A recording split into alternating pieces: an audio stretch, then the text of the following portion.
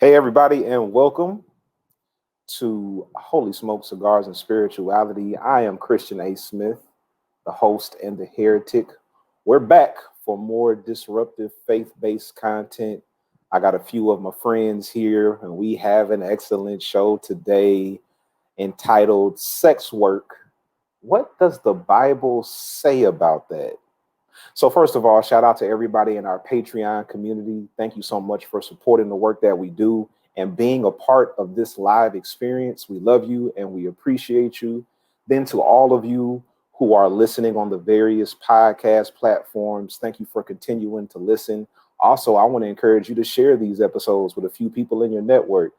And then to those on Fam Radio Network who are also listening to us, thank you so much. We're excited to have another show. This is episode 9 of season 3. We've been doing this for almost a year now. So this has been very exciting for us as a movement. So I want to go ahead and get into this topic as quickly as I can, but I cannot move forward without addressing the one rule that we have here at Holy Smokes. We don't have a lot of rules. I actually wrote a book called Breaking All the Rules. So it wouldn't make sense for us to have a whole lot of rules here. But one rule that we do have is that we respect each other's lived experiences. What's the rule, Reverend? Okay, one more time for the Kingmaker. One rule is that we respect each other's lived experiences. You've done it for the Father. You've done it for the Son. Do it one more time, Reverend. One more time for the Holy Ghost. One rule at Holy Smoke, Cigars and Spirituality, it is that we respect each other's lived experiences. Let me tell you why that's important. Because frequently, when we have conversations about life, faith, and theology, people tend to lift up their theory or their doctrine over somebody else's actual lived experience. So what we challenge people to do here is if you encounter somebody whose lived experience contradicts your doctrine or your theory, take that as an opportunity to learn from what that person has lived and don't beat them over the head with your doctrine. And that is rooted in Greatest Commandment Theology. If you're wondering what Greatest Commandment Theology is, my book, Breaking All the Rules, will tell you all about it. It basically says this: your love for God is displayed through how you love your neighbor, which is an extension of how you love yourself. Therefore, you can't fully love God if you don't love your neighbor. And you can't fully love your neighbor if you don't love yourself. That is the basis here for everything that we do at Holy Smokes, as well as the Faith Community, which is the church that I pastor, which sponsors and supports the Holy Smokes movement. So let's go ahead and get into it. Sex work, what does the Bible say about that?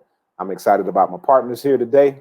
So we're going to start with some introductions, and I'm going to kick it to the Kingmaker first. And this is by way of introduction today, Kingmaker, if you tell us what are you smoking and or drinking, if anything, and then also tell us when it comes to sex work, have your views changed or remain the same during the course of your life? Well, greetings and salutations, everybody. I am the Kingmaker, Kervance Ross. I am smoking my premium membership tier level Holy Smoke cigar. When you're on the premium level, you get premium cigars. That is a plug for people. Went to my mailbox, not even expecting it, and I saw this envelope with Holy Smokes in it and knew that I was getting ready to smoke good. So this is what I have. I'm drinking the Lord's vodka straight from the Garden of Eden. I got the Garden of Eden version, and it's really tasty tonight, and has my view of sex workers changed as I've gotten older? Yes, because to me, sex is not the key term in the combo, in the sentence. It's worker. So their work is the most important piece. If they didn't have any target markets and clients, then they wouldn't have a job. And I think we spend too much time focusing on the sex worker and not the sex patron. So my views have drastically changed. Okay, that will be interesting to explore. My mama's in the audience today, and she brought up something that all of us are feeling. She said that she wishes the ladies of Holy Smokes could be in attendance for this discussion. As do I, Mom, as do I. But you know, our cast has limited availability. We couldn't get the ladies on today. So you're stuck with the fellas. So I'm going to kick it over. We're going to go to Myron Randall, the sexy vandal.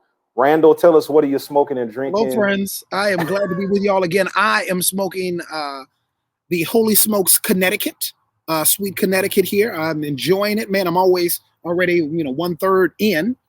I am drinking one of my new favorites, little Cavassier. I knew this conversation had to be lit, and so I got the best drink I knew to drink. Not after last week. Come on, man. I know I had to do it again. Oh God, I had to do it again. You're coming, okay, Myron. I'm not gonna have a job. It's gonna be a good night tonight. It's gonna be a good night. It is. And sex work, has my opinion changed? Yes, it has. And you know why? Because I gave up the moral high ground. I refuse to look at people as less than, and so I have changed my position so I can elevate people in their humanity. So yes, it has changed. Thank you for sharing, sir. That's good. That's good. And the sentiments continue to roll in the comments. Everybody wants to see the ladies. I know. But we're going to kick it over. The pundit is here. He has already gotten us kicked off with about 17 puns pre-show. So I'm sure he'll have more for us. Grayson, go ahead and introduce yourself and tell us how your perspective on sex work changed. Just because you said that, it's going to be the driest episode y'all have ever seen. I'm just going to speak in monotone. I'm not going to make any jokes, just to spite you. You don't even believe that. You don't even believe that. What? I'm telling the truth. Exactly. As you shake. So as they have said, my name is Grayson Hester, pronouns he, him, his. They call me the pundit around here. I am drinking a Highland Brewing Company oatmeal. Grayson, yes, run your fingers through your hair one more time. Sex appeal. Come on, what? Grayson Leviticus. Wow, sex appeal. You jealous because you can't do that, Crevance? I can. I slicked it back so you won't feel offended. Thank you. Thank you for using your head and your heart. Appreciate that. Anyway, just going to take a sip here. This is an oatmeal porter from Highland Brewing Company, Asheville, North Carolina's original craft brewery. I don't know what you're talking about, Tony, but I believe you. Yes, my views on sex work have definitely changed. I grew up thinking what I think the majority view or the dominant cultural view is that it's prostitution, they're whores, they're sluts, whatever, mean term was being used against this population of people. I thought the same. But then as, I grew to know Jesus, who seemed to have a pretty high view of them being sex workers. And then particularly as I learned about, especially as it's depicted in Pose, Grace and Adonis, I like that one. Keep it up. Especially as I saw it depicted in Pose, I came to realize that there are some people for whom, and I know this is such a complicated issue, some people really enjoy it, but for some people, it's the only employment they can find. So particularly in the 80s, during the AIDS epidemic, or that stage of it, there are trans people, particularly trans people of color, who can't find any work because they get turned away. So the only thing they can do is to appeal to upper class white men's fetishes. And it's really sad, but why would I condemn them for the position they've been put in by the larger society? And this is, again, so much to go on, but long story short, I've become way more affirming of it and seeing it as work.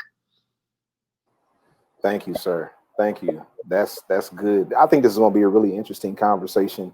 And I agree with the three of you. My perspective has changed as well. Funny story. I don't know. I should tell you guys first. what I'm smoking. I have my Holy Smoke stick. This time around for the Holy Smokes aficionados, we sent out Cuban sandwiches. We've been talking about these a lot. So every Holy Smokes aficionado should either have these in their mailbox or they're on the way if you haven't received it yet. And then I am having Basil Hayden's today. So having a little Basil Hayden's bourbon with my, I got my Holy Smoke stick, and then I'm also smoking a Liga Privada T52 is what I'm having right now. So yeah, I'm enjoying these two. I think it's great that the four of us here who all identify ourselves in oppressed groups can recognize how at one point we had mentally marginalized somebody else while we ourselves were being marginalized. I think that's really cool to be able to acknowledge that, at least in the beginning. My views have definitely changed. And I'll tell a quick story about how my views have kind of been all over the place, because actually trans sex workers were humanized for me as a kid because my dad never met a stranger. I was born in Oakland, California, and my church was on Martin Luther King Boulevard. So if anybody knows the history behind Martin Luther King Boulevards, in every city you go to, it's usually one of the worst streets in the city. And our church was directly across the street from the corner where a lot of trans sex workers would stand and do work. One time, one time, after going to speak to them on many occasions, my dad actually got a couple of them to come to church from the block, like while they were working. And when he brought them in, one of them was like so moved by the service that they came down the aisle at the invitation. And my dad had a conversation with them. And what cracked us up, and I mean, I know my dad has a good heart, but in looking back at it, I almost feel bad for laughing, but in the moment it was funny. My dad asked the trans sex worker what their name was, and the trans sex worker said, Toby. It was so funny because we didn't expect that voice to come out of that body. I mean, they were made up, like wig, everything, makeup, the whole nine. My dad said, what's your name? Toby. But in that moment, it humanized that person for me, where if I never had that encounter, I probably wouldn't have been able to see them in the human light that moment allowed me to see them in. But my views have changed dramatically. So I'm excited about getting into this conversation. I appreciate everyone for sharing your perspectives. One of our patrons, Frida, said in the comments that prostitution is entrepreneurship. And then she also said, I believe, that that sex work is the basis for all relationships. So I'm really interested in exploring that. Yeah, sex work is the foundation of almost every relationship. Woo! All right, we're going to get into that in a minute. But first, this is Holy Smokes, Cigars and Spirituality. So every time we come together, we want to give you a little cigar tip for those of you who are aficionados, or if you're first timers, wherever you are on that spectrum. We want to make sure we give you some type of cigar tip as you engage in this lifestyle of relaxation and discussion and decompression. So today, we're going to hear from the Kingmaker himself with the Kingmaker's Cigar Corner.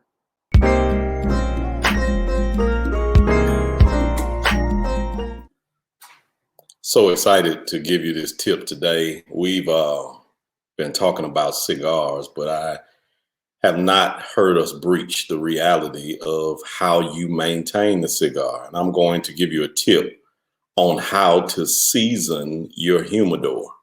Humidor is the box that you keep your cigars in, and it keeps you with fresh cigars. And seasoning your cigar humidor will give you extended life and continued flavor in each of your cigars. So you're going to need a few things. You're going to need a humidor.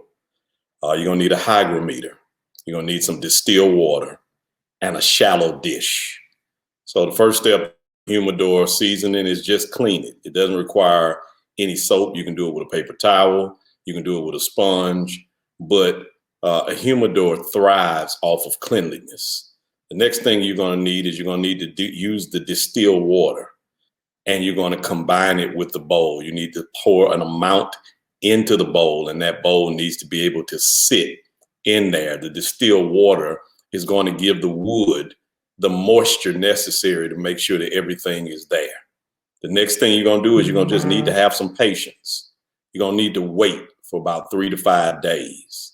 And once you've done your waiting, all you got to do next is fill your box. This will allow you to maintain those premium level cigars, to have an in-home experience, and to allow you to enjoy your cigar in the comfort of your own space. This has been this Kingmaker's Cigar Corner, the Kingmaker's Cigar Tip. Let's get right into this session. Enjoy your cigar.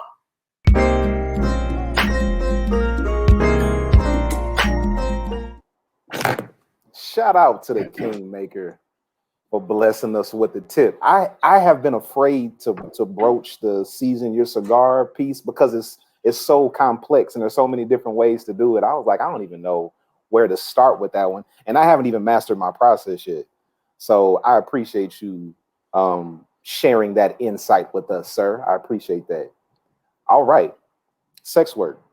What does the Bible say about that? Let's go ahead and get into it. So when we were preparing for season 3, we had a patrons appreciation party just to show our patrons how much we love them, and also give everybody an opportunity to give input in what they would like to hear for season 3. And in that party, Myron the Mystic actually brought up this particular topic, and he spoke on it with so much passion and conviction and vigor that I said we should probably go ahead and do this. So before we get all the way into the main discussion, I'm going to ask Myron the Mystic to just give us a 5-minute intro to the ethics of sex work and maybe the history behind it. Myron, you know what you want to say. You go ahead and go for it, man. All right, folks. So yeah, I was excited about this topic because I think it is one that society needs to broach. And I've tried to organize this, my thoughts here with this continuum of C's to help me get the topic in order. So let's start to why I feel like we should decriminalize and deregulate the sex work industry. The first reason is because of the cost. And when I say the cost, I mean the societal cost. ProPublica put out an article in December of 2020 that talked about the cost of sex work units. It profiled the New York Police Department, which has a sex work unit, which is charged with helping to eradicate sex work in Manhattan. All right. And what they discovered is that officers were incentivized by how many people they could arrest in that unit. And what would happen is they would get extra cash for the arrest, but then filling out the paperwork would give them overtime. One officer last year got $85,000 in overtime because he worked in the sex work unit and just was piling up bodies, just arresting bodies, right? Not even finding out if they were really innocent, not even finding out if they were really guilty, just arresting people. On average, officers in the sex work unit made on average $37,000 per person in overtime, per officer, per year, just arresting bodies.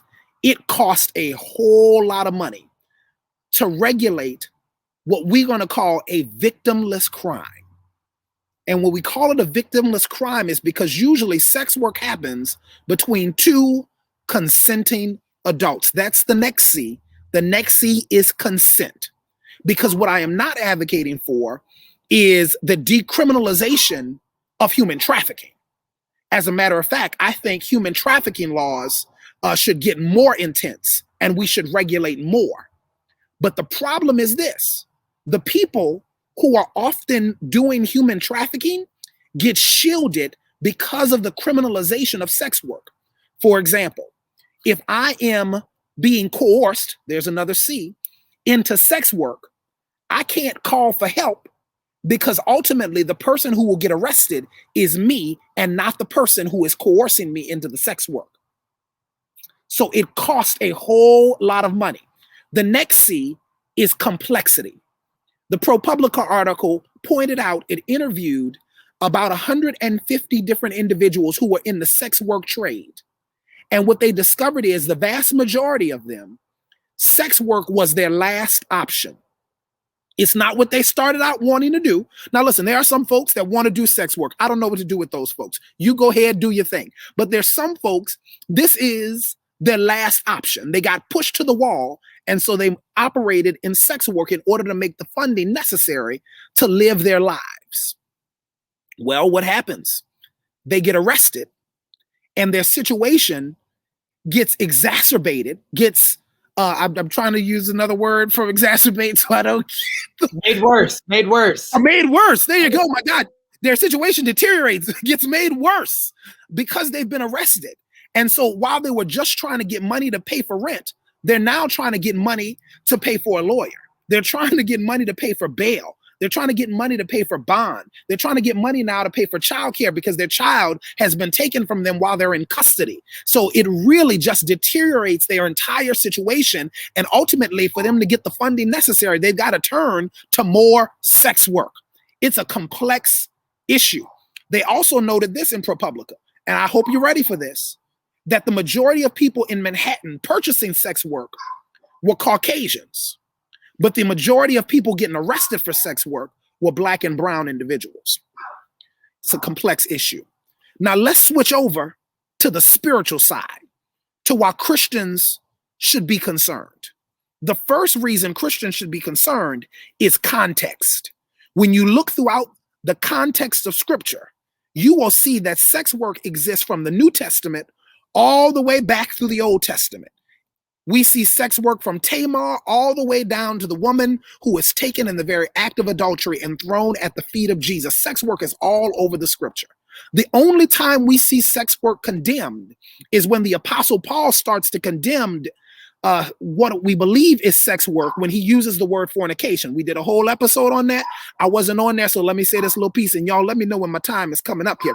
That Paul's idea of fornication, I believe, doesn't really have to do with sex. It has to do more with idolatry than sex, because he is condemning those who use sex as a sacrifice to worship idol gods in the temple. Give me the word. What was the word? I don't even know what I said. So you listen, I'm not giving you $1. Yeah, so, I really don't know. I don't even know. What did I say? Give me the word. Somebody call it out. We'll talk about it. Oh, don't worry about it. Keep going. Okay, I'm gonna keep on moving. He said Kirkland said it was idolatry. Kirkland, idolatry. Don't worry about it. Oh my God. Okay.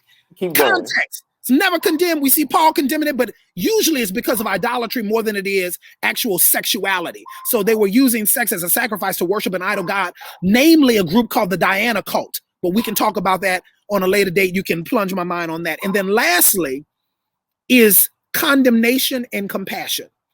We see the word compassion all over the course of the New Testament.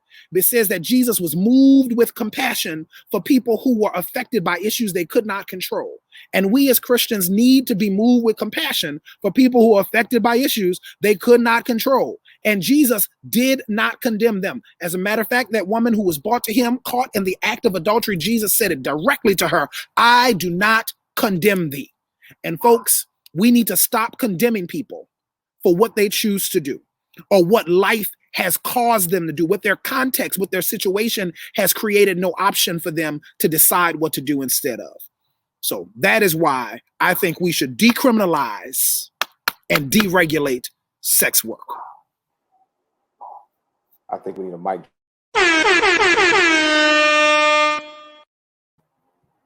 Randall, listen, man, you're amazing. Did that make sense?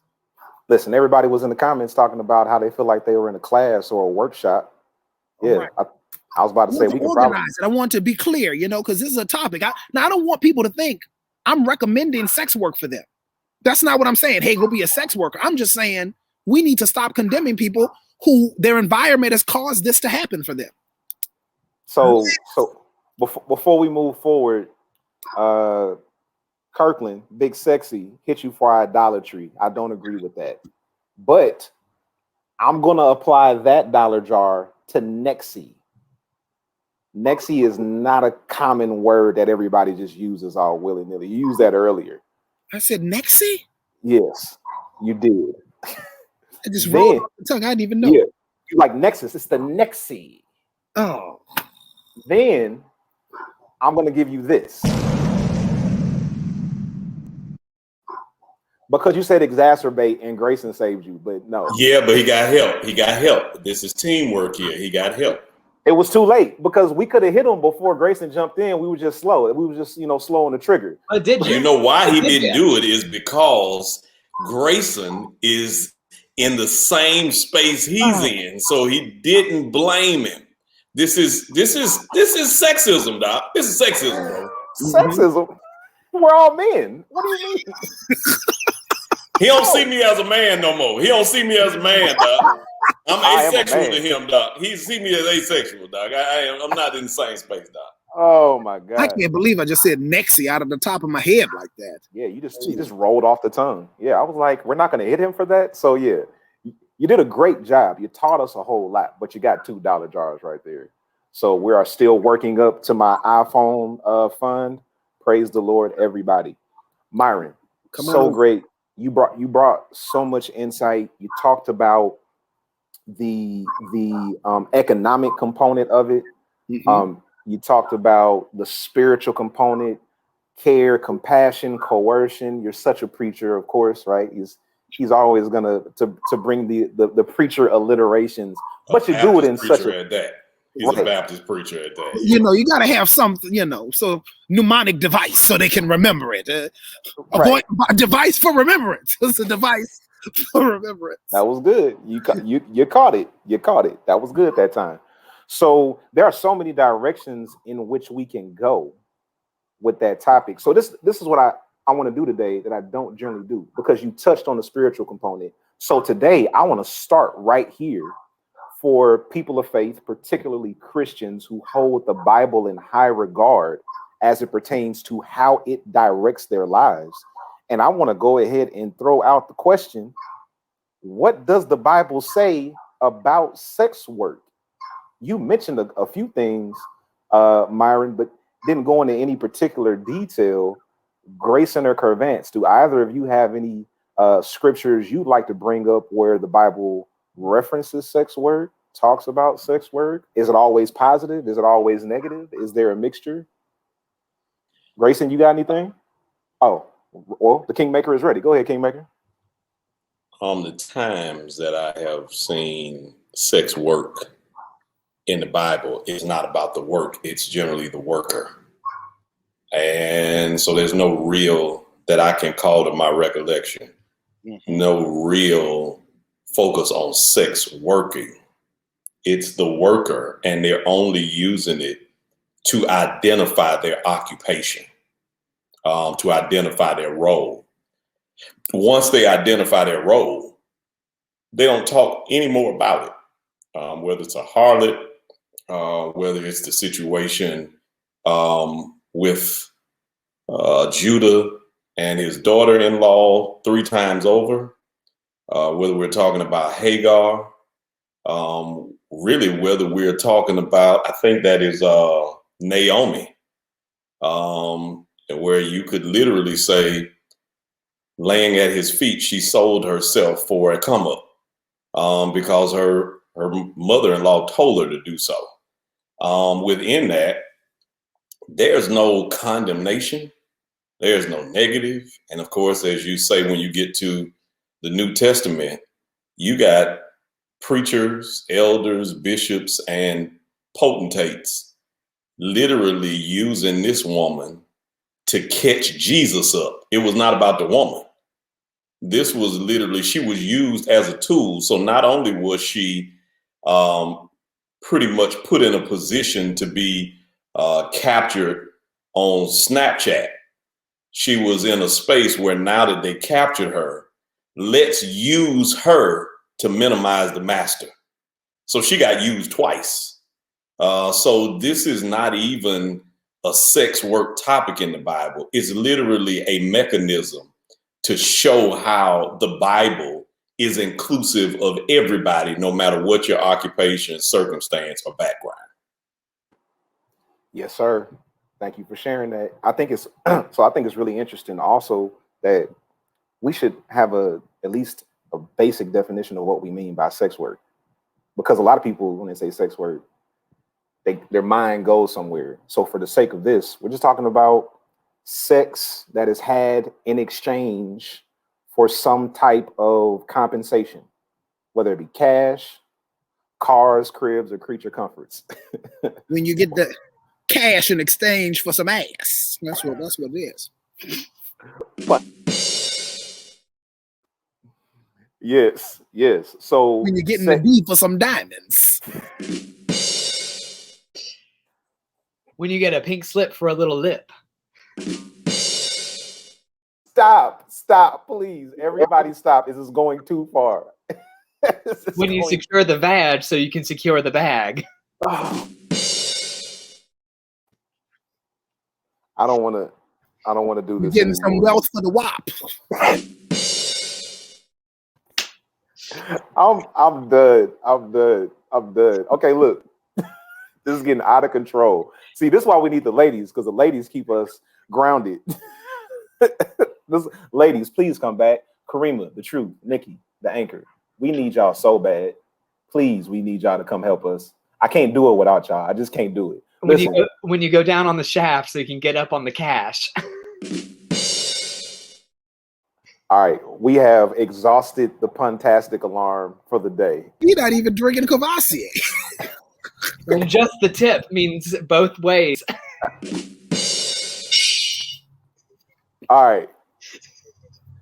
So, if we think about sex work from that perspective, right? There are so many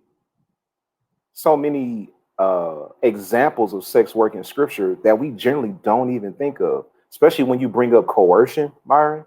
That takes me back to David and Bathsheba. Now, what we don't know is if Bathsheba willingly gave herself up or if David forced himself on her. We don't know that for sure because the text doesn't tell us. All we know is the text tells us that David told his men to go get her and bring her to me. Oh my God. I'm sorry. Wait just a second. Did y'all see what what Baseman said in the YouTube party? Get paid to get laid. Not in the audience, please. This is terrible. All right, so David tells his men to go get Bathsheba, right? And they go get her. Now, if David forced himself on her, raped her, then I'm not even going to try to compare that to sex work. But either way, there was coercion involved. There was coercion because she did not ask to see him. She did not put herself on the market to deal with David. But let's say she was in a position where when he brought her to him, or when he had his men bring her to him, she at least seemingly had the option to give herself up willingly. In that moment, she gave up her sex to keep her life.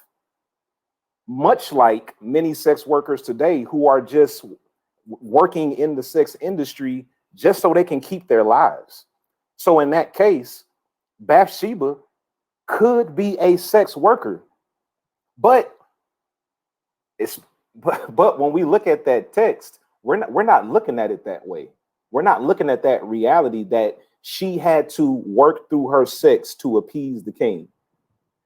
And really, when you look throughout the course of scripture, pretty much women who were involved with these powerful men, their job was to have sex and produce babies. That was their job. For them to maintain their livelihood, their job was to have sex and produce babies.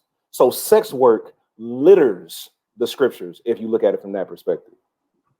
So if you say that, and correct me, Myron, if I'm wrong, I want to say this was either King Herod whether it was Agrippa or not, but they cut off Paul's head at the end of this process. But prior to that, he calls his daughter to come out and strip for the people in his party, which literally shows the lack of value that people in the Bible had for women, to the point that if this party gets out of hand, his daughter could literally start working and not be compensated. She's literally just a tool of entertainment. So as we keep going with what the Bible says, the challenge here is we pass it over because we generally look at it through the lens and veil of our toxic masculinity.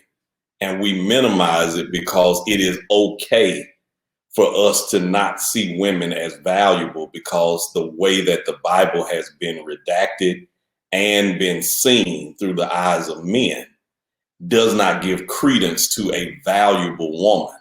We don't see this as an individual that may have some pre-existing condition, have some circumstances, or have a past that has caused their life to go down this pathway. And we always talk about the outcome. We never talk about the root of the outcome.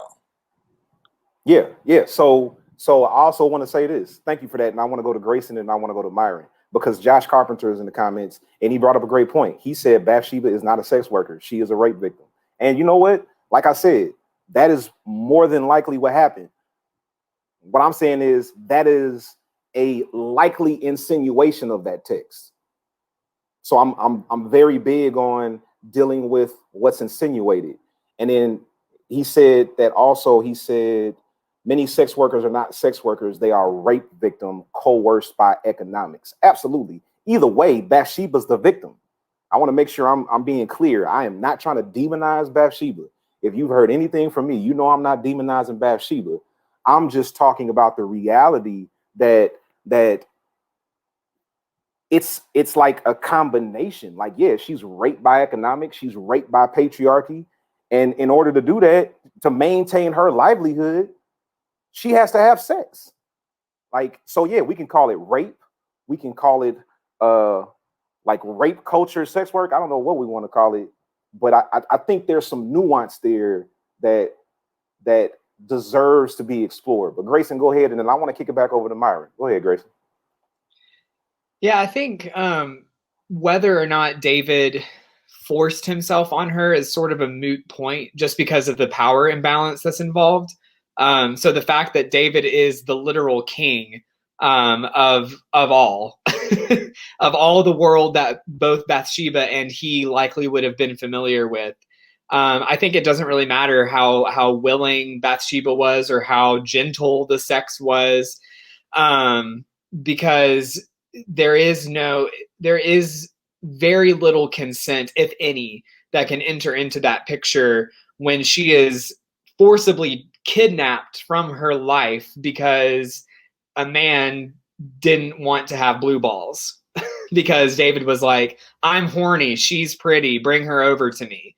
Because as far as we know, Bathsheba wasn't put in a position by economics broadly to have to be a sex worker, to resort to that for economic gain. She was being taken from her life to perform a function that she had no choice in because the king was telling her to do it. It's sort of like statutory rape, right? Where, a person who's under 18 can have, a non-violent physical experience, but because of the power imbalance involved, it's a moot point. They're being sexually assaulted regardless.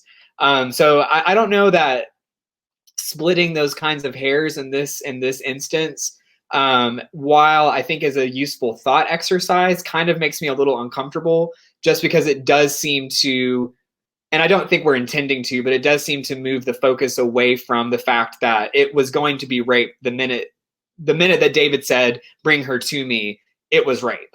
And it was sexual assault. As far as sex work goes, the fact that we tend to condemn Bathsheba for just being a woman doing things more than we can condemn David, who was a man who could have done other things but chose not to.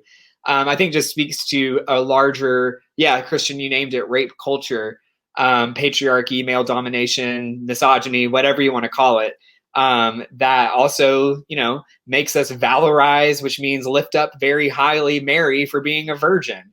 I doubt if Mary weren't a virgin, we would be quite as fond of her, because she represents the woman that men want, but then also judge. I don't know. Straight men confuse me. But so I think ultimately we wouldn't have Jesus if it weren't for sex work, who then went around blessing sex workers. That's the point I want to end on. That's good. And I go ahead, Myron. So if you have a problem with what the Bible says about sex work, I want to point you to Matthew chapter 1. Matthew chapter 1 is Jesus's genealogy. When you look at Jesus's genealogy, there are 4 women mentioned. And the 4 women mentioned all participated in some form of sex work. The first woman mentioned is Tamar, the Tamar that tricked her father-in-law by dressing up as a prostitute so that she could get into the lineage of Christ. The second woman mentioned is Rahab. Rahab is the harlot that laid out the red cord so that the children of Israel could take down Jericho, right? The next one is Ruth. Ruth is the one who laid down at the feet of Boaz. Feet should, be in them air quotes because it wasn't really his feet. You know what I mean? It was something else she laid down there. All right. And then the last one is this woman that we have just debated. It is the wife of Uriah, is what she said, what it says in the book of Matthew. So whether or not she was raped or whether or not she was a sex worker, she is lifted up in the genealogy of Christ, saying that Jesus does not get here unless these 4 women who participated in whatever they participated in are a part of the process to get Jesus to earth. Mic drop.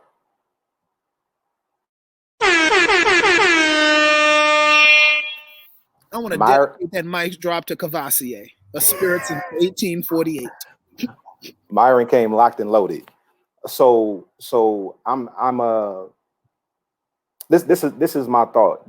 Everything you just said was great, but I know I have ruffled some feathers with the Bathsheba sex work rape thing. Right? I am willing to concede that thought. I'm saying the implication thereof suggests if we concede that thought, that potentially that could be sex worker rape, but it's just rape. No questions asked. It's just rape. She was raped by patriarchy. She was raped by power, regardless of what happened when she got into his private chambers. It was rape. I will concede that thought. I think the implications of that thought suggest that means anybody who engages in sex work to save their lives, whether it be economically, whether it be their physical lives, they're not sex workers, they're rape victims.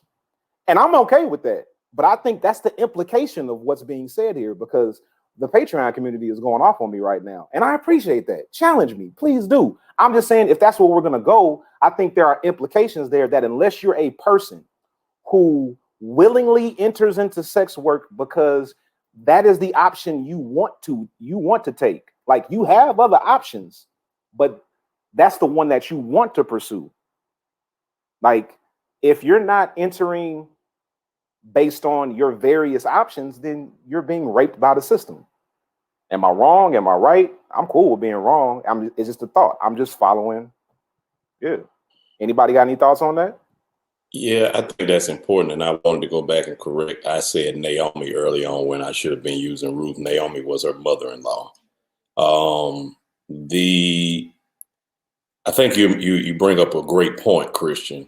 And when you do a lot of psychoanalysis on a portion, which is a primary portion of people who are in sex work, both men and women, and it's worth highlighting that it's not always just women. There are both men and women in this space, that it is not moot that these people just decided to go get a job. Many of these people had issues.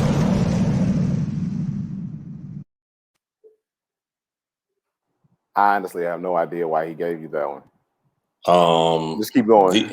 Was it moot? These, because I said moot. Okay. Said moot. Yeah, I said moot. You see what I'm talking about? You see what I'm talking about? There. So I can't even ignore that one.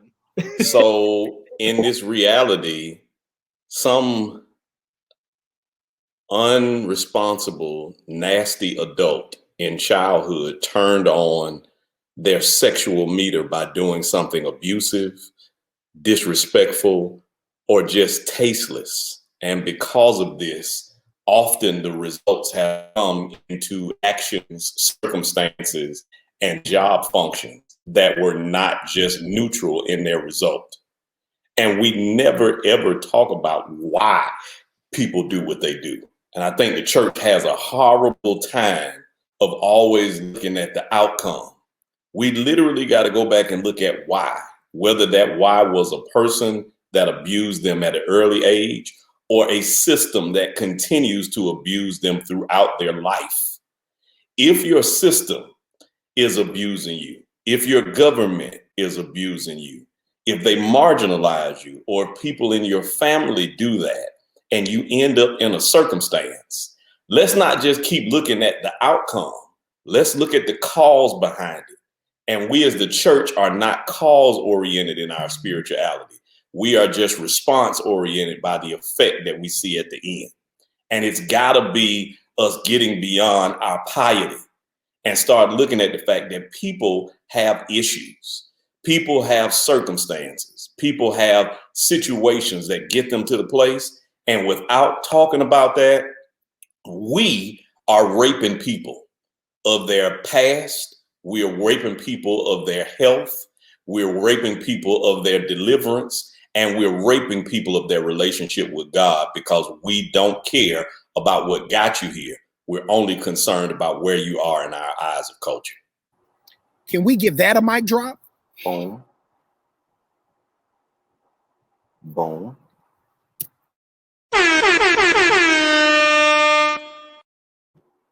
Yeah, well deserved. Well deserved. And I want to point something out. I think this is really important to say this because when I said I was being challenged by the Patreon community, that's not something that I want you to apologize for. Like, my position as pastor of the Faith Community and leader of Holy Smokes doesn't mean I'm above being challenged. Challenge me all the time. That's the only way I'm gonna get better. I feel like there are so many people in my ministry who are way smarter than me. Educate me, help me, continue to challenge. I appreciate it. I'm just saying there are implications that go along with it.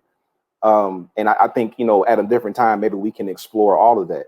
But here's the challenge, because there's so many different ways we can go with this. And we actually have about 9 minutes left for the official episode. And then we're going to go into the after party with the Patreon community.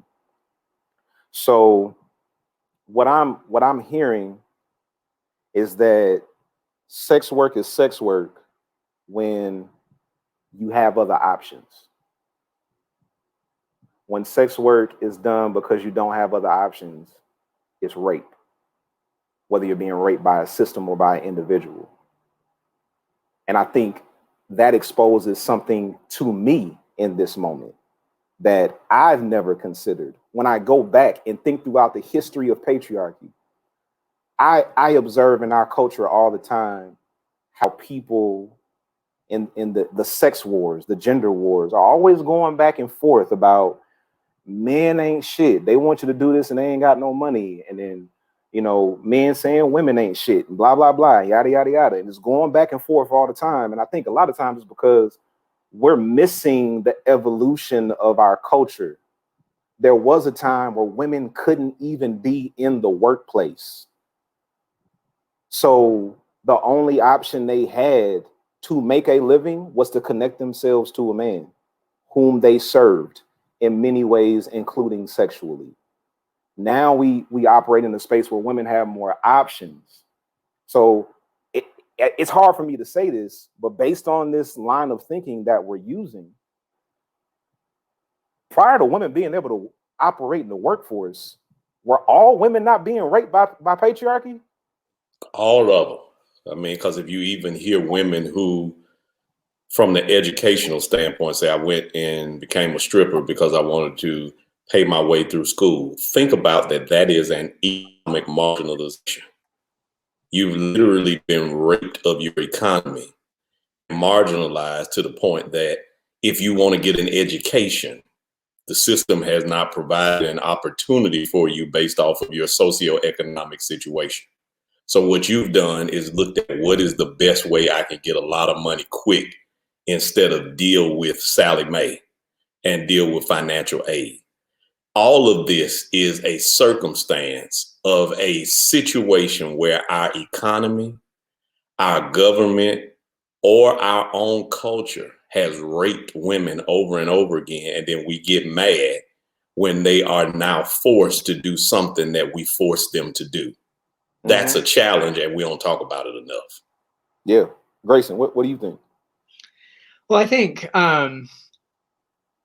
in that we are such a both and ministry, I think there isn't such a clear line between sexual assault and sex work, because I think it can be both at the same time. But I do think there are people of any gender who do enjoy, whether it's performing, or it is engaging in physical sex with people, virtual sex with people, because sex work can and does extend to OnlyFans and to Twitter and to Pornhub and these online resources. I mean, I know a couple of people, queer Black men, who, yes, they may have been put in this position to do this job because they may not have had other options, or the other options weren't giving them what they needed.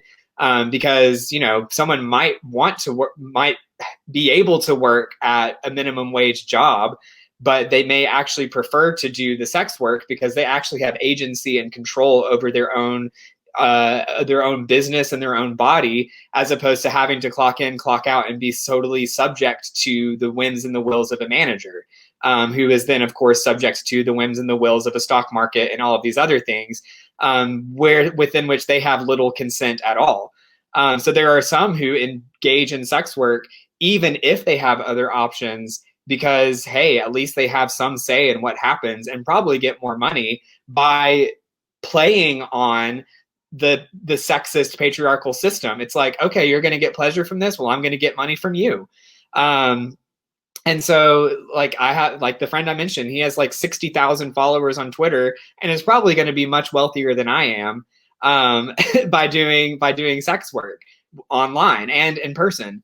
So I do think there is some sense of, like, even if women, queer men, trans people have no other options, or they have options, that's a complex question too, because how many of us have limitless options anyway, right? So, like, we have the jobs we have, or we do the things we do based on the context out of which we come and the choices that we have to do things with. So I think this economic system, which does privilege very, very few people in terms of money over the masses of people, there are some people who have no other option but to work at a retail store or a grocery store and then work into wage slavery, where they're never able to have that quote unquote American dream. But that's a good job. But then sex work, which is providing a service that the same upper class wants, it's providing a service either way. That's not a good job, but there is agency there, maybe even more so than the people who are working at Walmart. Okay, so that's good. Myron, give us your final thoughts and we'll close it out. Yeah, I think the key here is agency, right? Because oftentimes I think sex work has been used to ameliorate patriarchy. It's the way folks find that. Yeah. You earned that one. You earned that one. You earned that one. Yeah, that was you. Ameliorate means to make better, to lift themselves out of the system that has bound them. That's what it was used to ameliorate the patriarchy that was oppressing them. So agency is the key. And I think what we've got to stop doing is stop defining people by their actions and start defining them by their agency. Let's stop looking at what people do and find out who people are. Because the truth of the matter is, humans have sex. I mean, animals too, but I mean, humans participate in sex. And so instead of defining them and making a second class of citizen because they're a sex worker, let's look at them as a person first and redeem them as a human, as opposed to saying they're just a sex worker. Yes, sir. And I mean, personally, I don't have any beef with sex workers who do it consensually and willingly, like on both sides of it, the sex worker or the patron. I'm not condemning any of them when it's consensual. The question of agency is coming up for the Patreon community, and I really want to discuss that. So I'm trying to figure out where I'm missing the agency part, just based on the line of thinking that we're taking in this conversation. So I definitely want to do that in the post show. But I think it's very important that we have conversations like this and that we affirm people in their humanity. And going back to greatest commandment theology, the way that you express your love for God is how you love your neighbor as a reflection of how you love yourself. So if somebody chooses to engage in any type of sex work, Frida brought it up earlier that, you know, in her opinion, sex work is the foundation of most relationships. Everybody's not going to agree with that, but that was Frida's opinion. Because there are a lot of people who enter into relationships using sex as a tool. If you've listened to Hotels by Jasmine Sullivan, there was a whole skit on Hotels about using sex as a tool to get what you need. So I think agency is something that we definitely need to continue this conversation on in the after party. I have been blessed by this. I have been helped by this, and I want to keep it going. We're coming back. Next time, our episode is going to be David and Jonathan. Was it a true bromance? We're coming back next time with David and Jonathan. We'll see you right here on Holy Smokes, Cigars and Spirituality.